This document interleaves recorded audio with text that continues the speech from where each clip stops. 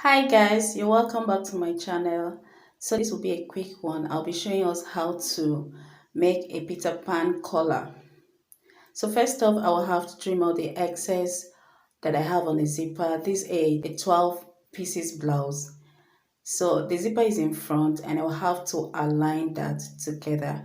I'll pin that down and next I'll move to the shoulder line, making the two shoulder lines to come together, to pin them, and then I'll stretch it forward to meet the mid back. Now that's because when we are cutting out the Peter Pan collar, we will need to use the neckline. This is very beginners friendly, okay, if you don't want to draft it. So taking it to the midpoint of the back, I'll bring in the piece of fabric like this and fold it into two. So then I'll bring in the blouse again, make sure the mid neckline, the mid back, okay, aligns to the folded part. So when I align that mid back to the folded part, I will then arrange it very well. The neckline is kind of curvy, so you have to ensure that. And then I will align it very well and pin that down. Then I'll bring a chalk to trace out the neckline of this blouse on the fabric that I have beneath. Just like you're cutting a 360-degree flare, you'll be getting an arc. It is from this first arc that will measure the width of the collar. So bringing the chalk now, I'll trace out what I have there and then set the blouse aside. So you will need to mark where the zipper ends so that you will know the width of the circumference that you're working with. So then I'll set the blouse apart by unpinning it, and we have the first arc there. So like I said, it's going to be like you're making a 360-degree flare. After getting the first arc, I'll be marking out the width of the collar using the first arc.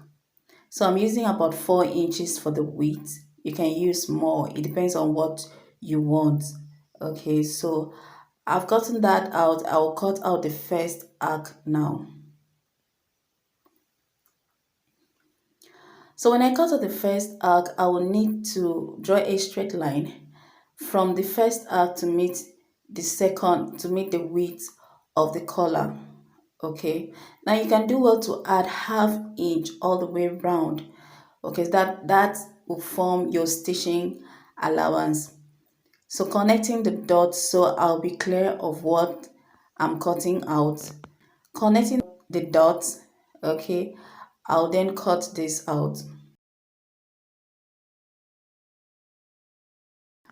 So now, when I cut this out, I will need to curve the other corner, the down corner of the collar, just this way. You can use your curve ruler, but I choose to use my free hand. So I'm just curving it to meet the neck width, the neck circumference, okay? You don't need to reduce anything. It's just gonna be the same circumference, but just that at that down corner, we are curving it out.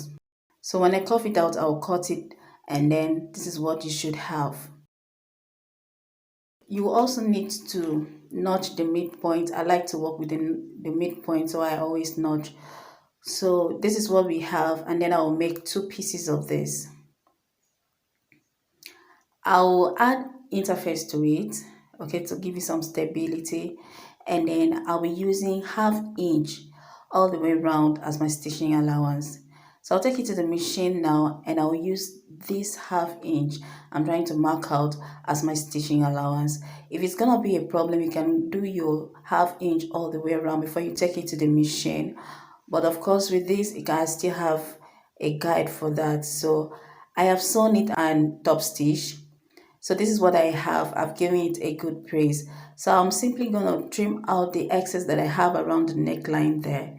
You can see the interface part popping out a little. So I'll thread this down and then trim out the excess that I have there.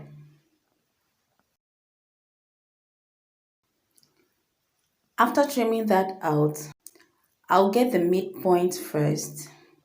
By bringing the two ends together, I'll mark the midpoint of that, and that midpoint will go to the mid back.